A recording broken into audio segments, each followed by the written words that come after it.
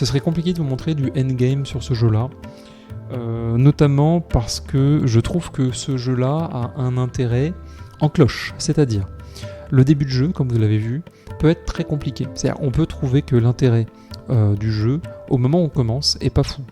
Ensuite, vous allez comprendre toutes les possibilités que vous offre le jeu, et vous allez avancer dans le jeu en vous disant « c'est fou, je peux faire une station spatiale n'importe où, je peux faire un vaisseau qui vient se docker sur la station spatiale, qui recharge ses batteries ou je sais pas quoi.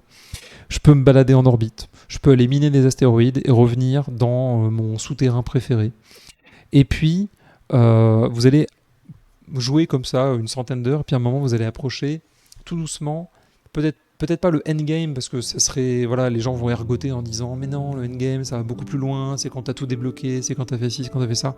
Pour moi le endgame c'est à partir du moment où t'as fait le tour des principales fonctionnalités du jeu à 80% et que maxer le jeu n'apporte pas grand chose, voilà. Très vite dans ce jeu, on finit par comprendre qu'on est bridé dans plein de choses du jeu. Par exemple, vous n'allez pas pouvoir vous déplacer dans un vaisseau en déplacement. Ça veut dire que quand vous jouez avec votre copain, c'est au bout d'un certain nombre d'heures de jeu, quand vous sortez dans l'espace, vous allez vous rendre compte que vous devez avoir autant de sièges que vous avez de passagers. Et il faut absolument que les gens soient tous assis dans leur siège pour que le vaisseau décolle. C'est une limitation que je trouve absurde et casse-pied. Mais on est toujours bien mieux que dans No Man's Sky, qui ne permet pas de voyager à deux dans le même vaisseau. Donc en termes d'immersion, on est mieux, mais on est dans un truc un peu absurde, mais j'ai l'impression de tomber. Qu'est-ce que c'est que cette chute lunaire où j'ai l'impression de me satelliser autour de la planète et de pas tomber vers la planète. C'est très bizarre. Je sais pas du tout ce qui m'arrive, je sais pas du tout pourquoi je tombe de cette manière-là. C'est peut-être le mode créatif qui fait ça. On va se mettre comme ça. Mais vous avez ce désintérêt à un moment du jeu en vous disant il y a plein de limitations arbitraires, débiles, qui peuvent être également, par exemple, dans l'arbre de compétences, vous avez un item magique. Vous allez vous dire à un moment, le jeu est si grand, j'aimerais, comme dans No Man's Sky, construire des usines un peu partout pour récolter des ressources automatiquement, et j'irai visiter mes usines pour récolter le contenu de mes ressources, pour récolter mes coffres. Eh bien, le système qui permet de faire ça s'appelle l'automineur. Vous en avez un, je sais plus où il est, on l'a vu tout à l'heure, voilà, il est là. L'automineur, nécessite du carburant, donc vous allez devoir le visiter un certain nombre de fois.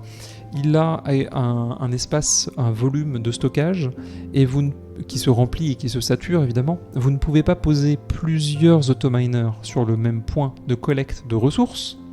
Vous allez devoir en mettre un peu partout. Donc vous déplacez physiquement d'un automineur à l'autre pour avoir plusieurs fois du cuivre, ce qui est très chiant. Ce qui peut se comprendre quand même. Si par exemple vous avez déjà joué à Satisfactory, vous pourriez vous dire c'est pas si choquant d'avoir des points de ressources définis sur une planète. Mais finalement, ce qui est casse-pied, c'est que au moins dans Satisfactory, les points de ressources sont illimités. Alors que là, c'est pas le cas. Et je sais sincèrement pas vers quoi je tombe. J'ai l'impression de tomber vers le fond de la map. On est passé devant la planète. C'est incroyable.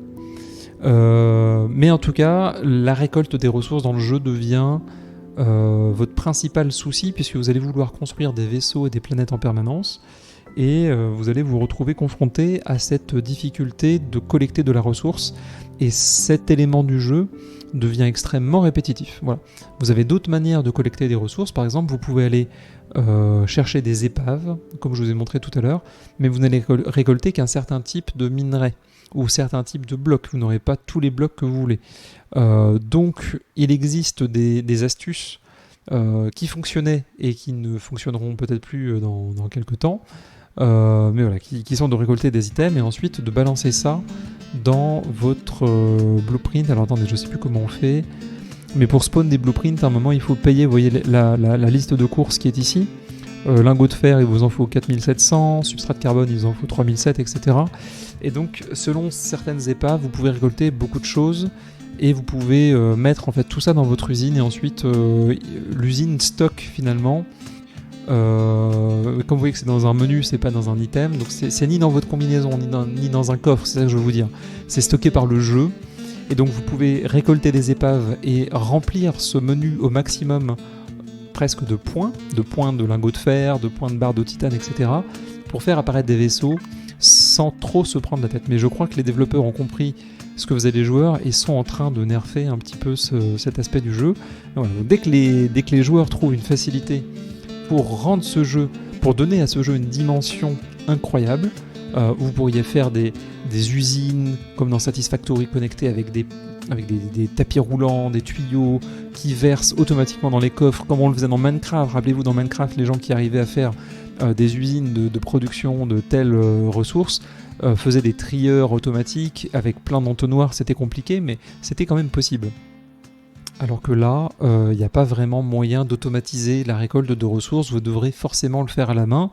Et passer un certain stade du jeu, ça devient un petit peu casse-pied. Voilà. Qu'est-ce que je me suis pris comme autre note ? Moi, ce que je trouve assez fou, c'est l'aspect construction du jeu, comme je vous ai montré. Alors là, le problème, c'est que comme je me déplace, il faudrait que je me spawn une armure. Alors j'ai une armure. Est-ce que je peux me déplacer avec le jetpack ? Il faudrait que j'arrête de me déplacer. Ce serait pas mal. Voilà. Ça, ce serait déjà chouette. Et je vais me spawn un véhicule. On va repartir en balade. Mais je crois que c'était juste ça, hein, c'est que j'avais juste pas allumé mon jetpack. Alors attendez, je me cherche un véhicule sympa. Non, lui il était bien, mais... Ah. Hop, je vais me le générer là. Ça, c'est le vaisseau que j'avais conçu. Bon, pour des raisons dont je vous passe les détails, il manque des éléments dessus. Puis là, il y a quoi ? Ça, c'est quoi ?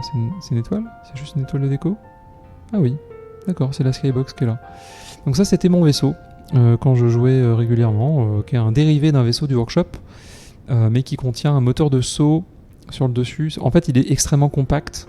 Ça doit être le générateur de bouclier, qui est là, ou le radar. Et ça, non, ça c'est le radar, et l'autre côté, c'était le générateur de bouclier. Des tourelles, vous voyez, quelques petites tourelles anti-infanterie ici. Et puis aussi des grosses tourelles sur le dessus, sur le dessous, anti-vaisseau. Et donc ce petit vaisseau m'a quand même fait un bon moment. Je suis bien content de vous le remontrer dans une vidéo parce que vous l'avez probablement vu dans une très très vieille vidéo du jeu. Donc ce que j'aime bien dans ce jeu, c'est effectivement les dimensions qu'on peut avoir lorsqu'on se met à construire des choses et lorsqu'on se met à visiter un petit peu le jeu. Eh bien, vous avez énormément de choses à faire et comme vous voyez, vous pouvez partir un peu à l'aventure très vite. C'est quand même bien chouette, je trouve. Alors attendez, je vais essayer de planifier un vol, même si je vous avoue que je sais plus du tout comment est-ce qu'on fait pour voyager entre les planètes. J'aimerais bien aller là-bas, vous voyez. Donc je vais prendre la carte du système, je vais prendre planète tempérée, verrouiller la cible, elle est pas loin. Ah, là c'est marqué hostile example, d'accord, là c'est vraiment clair et net quoi. Ok, maintenant je reviens dans le jeu, je pointe dans la direction. Est-ce qu'il y a un menu ? Je me rappelle plus du tout comment on saute. Donc, on va voyager. Hop. En hyperespace. Donc là, c'est en interne d'un système solaire, mais vous pouvez faire la même chose, évidemment, vers un système solaire lointain. Alors l'effet est joli, mais vous voyez, on voit pas mon vaisseau. Petit bug, j'imagine, mais voilà. Planète tempérée, qui ressemble à la Terre, hein, étrangement, avec des anneaux. Alors les anneaux, contrairement à Starship Evo, bon évidemment vous pouvez les visiter, on va les regarder, hop. Mais je crois que je sais plus ce qu'ils contiennent, je me demande s'il y a des astéroïdes à l'intérieur. C'est ça la question que je me pose, on va aller voir. Ah si, bon, c'est exactement pareil du coup, voilà.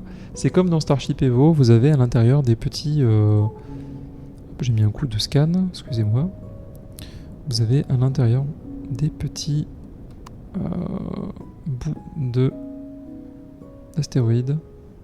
Vous voyez, on va essayer de s'approcher doucement. On va ralentir. Ah non, voilà, c'est bien ce que je me disais. Là, c'est que pour le traverser, vous voyez, c'est un peu coton, c'est une surface. Alors attendez, je peux vraiment pas traverser ? Je me rappelais pas de ça. On peut traverser normalement. Ouais, ça fait un truc chelou.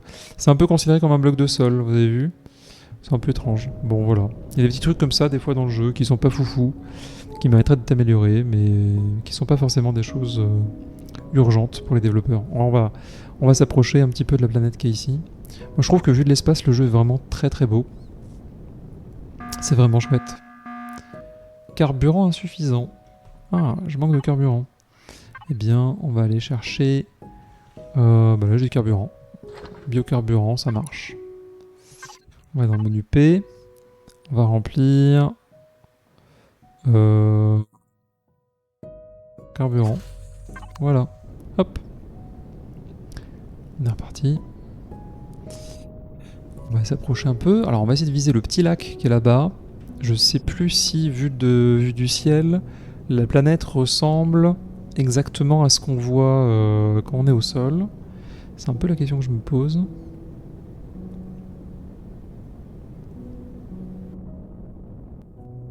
Grosso modo, c'est ça. Voilà. Grosso modo. Donc si vous aviez un lac vu du ciel, vous allez trouver un lac en vous approchant, ce qui est quand même agréable. Ce qui n'est pas le cas par exemple dans No Man's Sky, hein, pour info. Les skybox sont complètement fake de l'espace. C'est très facile de s'imprimer un vaisseau avec, alors soit avec l'imprimante du jeu, ça dépend en quoi vous jouez, mais si vous jouez en survie, vous avez juste à débloquer les éléments et vous allez pouvoir crafter le vaisseau très rapidement, ce qui est vraiment agréable. Parce qu'on n'a pas tous des talents de dessinateur, comme vous le voyez. Mon vaisseau est un peu lourd, donc je vole un peu en canard comme ça, mais voilà. Ce qui est vraiment chouette, c'est de pouvoir récupérer des vaisseaux qui sont déjà faits et d'apprendre à modifier les vaisseaux. Et c'est beaucoup plus simple, par exemple, que dans Starbase, qui est d'une complexité folle. Mais je trouve que en parallèle de ça, Empyrion est quand même beaucoup plus simple à prendre en main. Voilà. Qu'est-ce que je peux vous dire d'autre ? Il y a quand même des petits défauts qui sont toujours pas corrigés, mais je peux pas faire la liste de tous les défauts, il y en a quand même beaucoup. Pour un jeu le point clé, c'est le développement du jeu n'est pas si actif que ça. Voilà. L'équipe de développement, j'aurais du mal à estimer sa taille. Elle n'est pas immense, mais le jeu peine à corriger certains bugs. Par exemple, comme je vous disais tout à l'heure, lorsque vous montez dans un vaisseau, là si j'appuie sur F tout de suite, votre vaisseau doit être immobile pour pouvoir quitter le cockpit, d'accord. Mais si je suis avec un copain et que tout le monde se déconnecte, et puis moi je me reconnecte demain, le joueur s'est déconnecté soit dans un siège, soit dans un lit, une cabine, n'importe quoi, et puis moi je déplace le vaisseau. Et selon vous, qu'est-ce qui se passe ? Le joueur devrait rester dedans en se reconnectant. Là, c'est pas le cas. Quand vous allez faire ça, le joueur qui va se reconnecter va être resté là où était le vaisseau avant que vous le déplaciez. Juste parce qu'il était hors ligne pendant que vous étiez en train de jouer. Donc ça, c'est un peu casse-pied. Il y a des petits trucs comme ça qui sont pas cool. De même que je vous ai montré que vous perdez vraiment assez facilement des éléments d'inventaire. Ça peut vite frustrer une partie. Vous pouvez vite partir en vous disant je devais faire une petite partie cool cet après-midi pour me détendre. Et puis ça a viré pas cool du tout. Et on s'est vraiment pris la tête. Donc c'est un jeu qui peut être, comme je vous ai expliqué, très punitif, très peu chill, et surtout vous allez perdre gros. Vous allez perdre votre vaisseau, vous allez perdre votre inventaire, etc. Et donc ça, c'est des choses qui sont relativement embêtantes. Et c'est pour ça qu'on regarde un petit peu du côté d'autres jeux, pour aussi espérer à un moment avoir un jeu plus simple, quoi. Starship Evo a une promesse quand même très sympa. Voilà. De même que par exemple en Reforged Dawn, vous allez pouvoir mettre des panneaux solaires sur votre vaisseau et à un moment arrêter de payer du carburant. Vous avez déjà beaucoup de choses à gérer sur votre santé, hein. On va pas vous enlever tout ça, mais par contre vous allez pouvoir mettre des panneaux solaires sur votre vaisseau, et donc votre vaisseau vous allez pouvoir le piloter pour quasiment gratuit, ce qui est sympa, sauf pour les voyages interstellaires comme je vous ai montré. Là ici vous avez le niveau d'oxygène, le carburant. Vous avez le pentaxide. Le pentaxide, c'est pour voyager entre systèmes, donc vous allez en avoir besoin. Vous avez aussi les munitions comme consommables. Donc c'est vraiment consommable simulator, hein, si on veut. Dans ce jeu, il y a énormément de consommables. Et vous allez passer beaucoup de temps à crafter des choses. Voilà. De même que, par exemple, la nourriture périme. Donc la nourriture a sa propre barre de vie, quelque part. Vous allez devoir faire des frigos pour pouvoir stocker votre nourriture. Et de même que si votre vaisseau n'a plus d'électricité ponctuellement, ou si votre station spatiale tombe en panne, eh bien toute votre nourriture va pourrir instantanément. Donc voilà, il y a plein de petites choses à savoir. Et c'est vrai que je trouve quand même que le jeu a beaucoup d'avantages, mais quand même une montagne de défauts. Et donc la balance entre les deux, c'est vraiment ce qui m'a empêché de vous faire cette vidéo plus tôt. parce que le jeu met un accent sur la survie qui selon moi ne peut pas être nerfé. Les configs ne permettent pas aux modeurs de créer des paramètres de jeu vraiment beaucoup plus souples. On va changer la manière de jouer pour à terme assouplir, mais c'est de manière très indirecte. Et c'est difficile de rendre le jeu moins dur. Voilà. Maintenant, ce que j'aimerais vous dire, c'est aussi que le jeu donc, a une bonne communauté, un bon support, hein, donc ça c'est cool.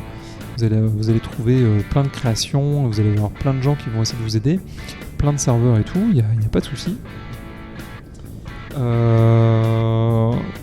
Mais comme je vous disais, c'est un jeu qui a cette petite tendance à être à la fois agréable et à la fois un peu frustrant. On est toujours un peu entre les deux. On est systématiquement, même je dirais, un peu entre l'amusement et presque le travail. Vous allez devoir faire beaucoup de choses dans ce jeu qui sont pas fantastiquement fun. Voilà. Donc c'est ça qui est un petit peu casse-pied.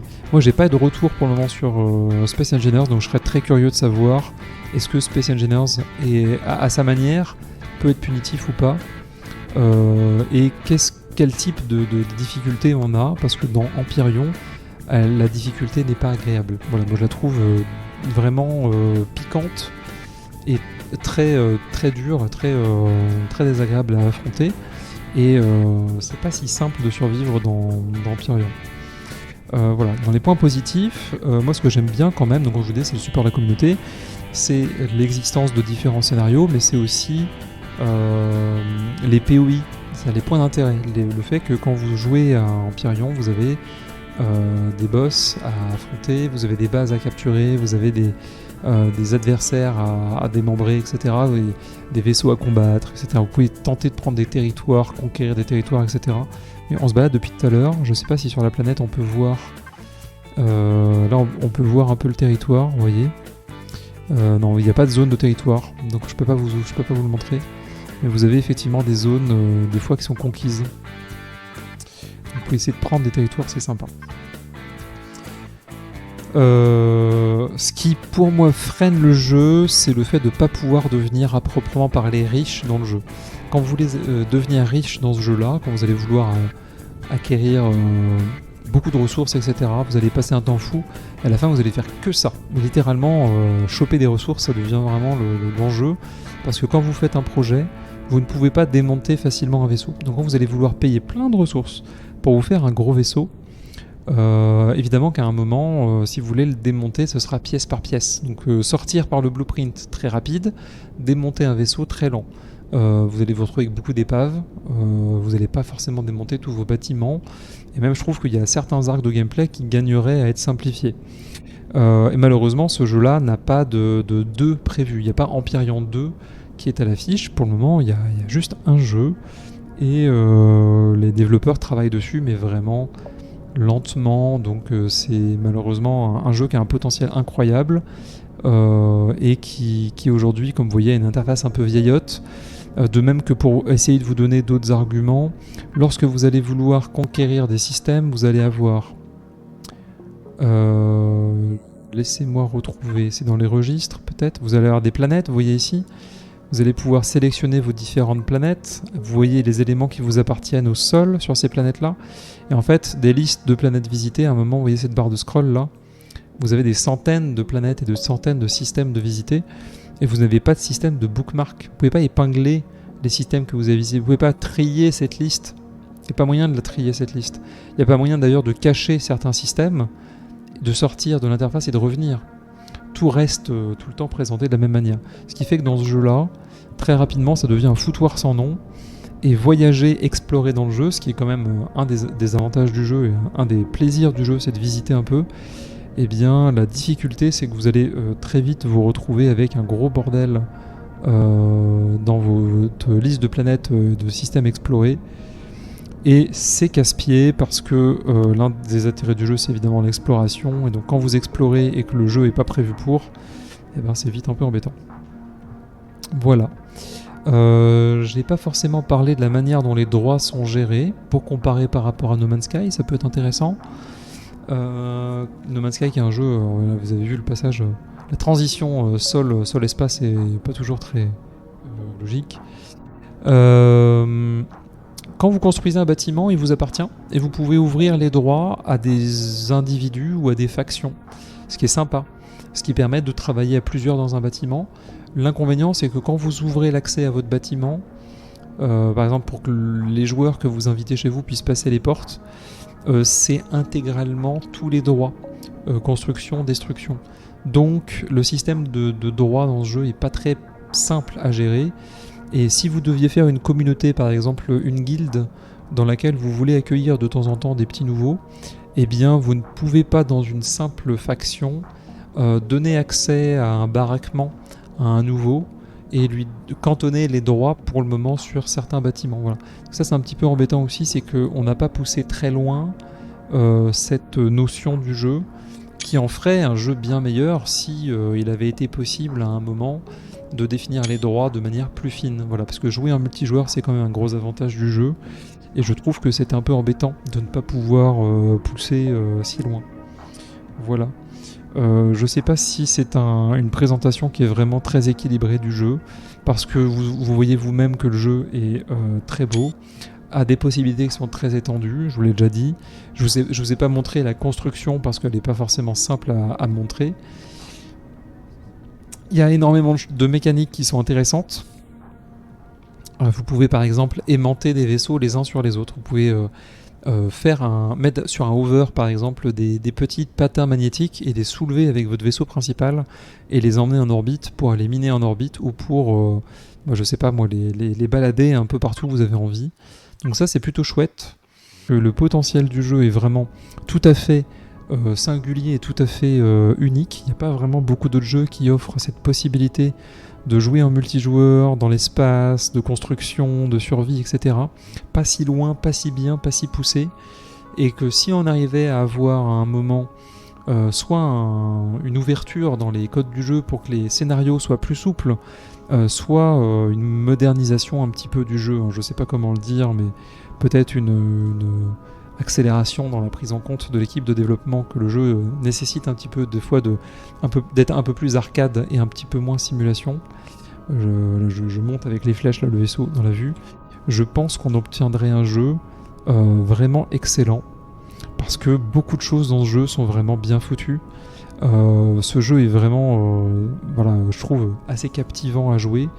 Mais comme je viens de vous donner beaucoup d'arguments, je trouve que malheureusement, jouer sur le long terme dans ce jeu, c'est assez difficile, et l'expérience, le ressenti est tout à fait différent d'un No Man's Sky. Vous allez être détendu tout le long, dans un univers un peu paisible, avec des étoiles, avec un truc un peu féerique.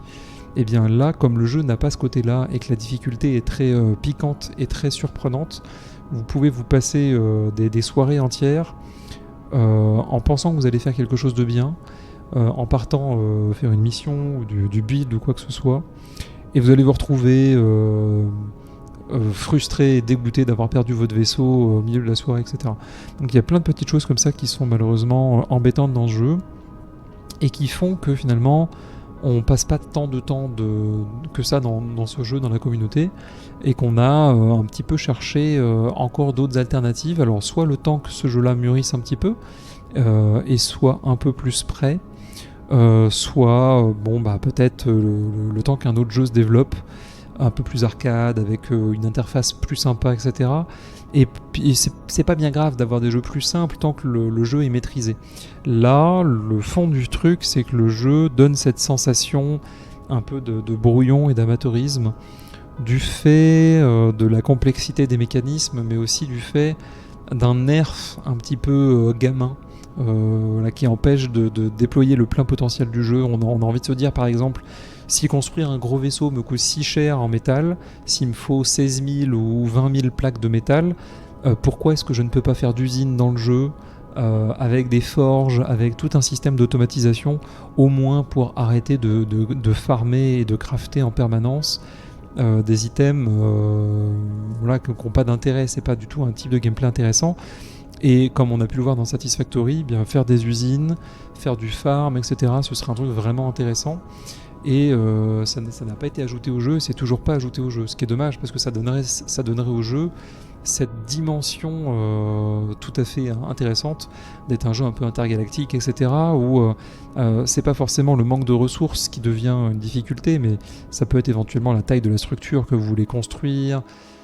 On pourrait créer des enjeux à un moment qui puissent dépasser un petit peu ce qu'on a dans le jeu à l'heure actuelle.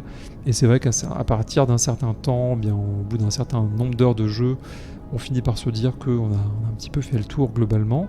Mais c'est toujours intéressant, comme je monte là, vous voyez, d'explorer, de visiter des planètes. Alors, il y a énormément de brouillard sur celle-ci. Je vois pas vraiment où je vais. Je vois que je chute très très vite. Une espèce de structure assez intéressante là-bas. On va essayer de voir si c'est joli. On dirait une sorte de volcan en étoile, c'est assez étrange. Voilà. Donc ce qui manque un petit peu à ce jeu, c'est ça, c'est la dimension.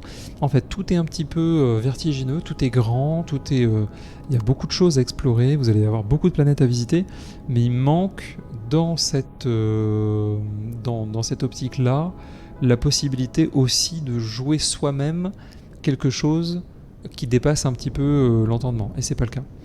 Voilà. Donc on a été un peu bridé très vite pour faire des vaisseaux comme des Star Destroyers de Star Wars et tout ça. On a vite été coincé parce que le coût de fonctionnement d'un tel vaisseau n'est pas compatible avec la vitesse à laquelle vous pouvez récolter le carburant, le pentaxide, etc. Les coûts de fonctionnement sont déments. Plus le vaisseau est grand et a un volume d'air à l'intérieur gigantesque, plus vous devez farmer des bouteilles d'oxygène. Voilà, tout ça, c'est pas automatisable. Donc, comme vous devez tout crafter à la main, vous allez éviter de faire des vaisseaux avec des grands intérieurs, parce que c'est chiant de remplir un vaisseau d'oxygène. Donc voilà, il y a plein de petites choses qui font que ce jeu-là a beaucoup de qualités et également beaucoup de défauts. Je vais clôturer là-dessus, et puis n'hésitez pas à me dire en commentaire ce que vous avez pensé d'Empyrion, qui n'est pas un jeu très connu, hein. J'en avais pas entendu parler avant l'année dernière. On a essayé le jeu, je crois, l'été dernier, parce que TXTman avait recommandé, et puis aussi Max Fly. Et puis voilà, on a joué quelques temps dessus. Je sais que Nova a passé un temps assez élevé dans ce jeu-là, parce que c'est un jeu qui est intéressant, quoi. On a beaucoup de choses à découvrir, et c'est un jeu qui développe beaucoup la créativité, du fait que vous puissiez aménager les vaisseaux un petit peu comme vous avez envie. Et en même temps, vous êtes contraint aussi par la mécanique du jeu pour les formes de vaisseaux, donc tout type de vaisseau n'est pas simple à faire. Voilà. Si vous voulez faire un vaisseau comme un X-Wing par exemple, vous allez vous retrouver un peu confronté à des problèmes d'inertie, de déplacement, de pousser des réacteurs, parce que le jeu a voulu pousser la logique en se disant si vous mettez tous vos réacteurs du même côté du vaisseau, vous allez tourner en cercle, donc ça va être un peu casse-pied. Donc il y a plein de petites choses comme ça à prendre en compte. Mais ma foi, voilà, si vous avez joué au jeu et que ça vous a plu, n'hésitez pas à mettre un petit message et puis à me raconter un peu votre expérience sur ce jeu-là. Si vous avez des attentes également sur ce jeu-là, n'hésitez pas à les partager. Et dans l'attente, peut-être que si un jour on a des mises à jour majeures qui sortent sur ce jeu-là, eh bien pourquoi pas envisager une reprise du jeu. C'est pas exclu de mon côté, mais voilà, comme je vous ai dit, il y a beaucoup de choses que j'ai trouvées très dures dans ce jeu. C'est pas forcément ça que je cherche, c'est plus de mettre l'accent sur la partie créative du jeu. Donc essayons de trouver un jeu dans lequel l'aspect créatif sera un peu plus prédominant que la partie survie. Merci d'avoir suivi ce stream et cette vidéo, et je vous dis à très bientôt. Bye bye.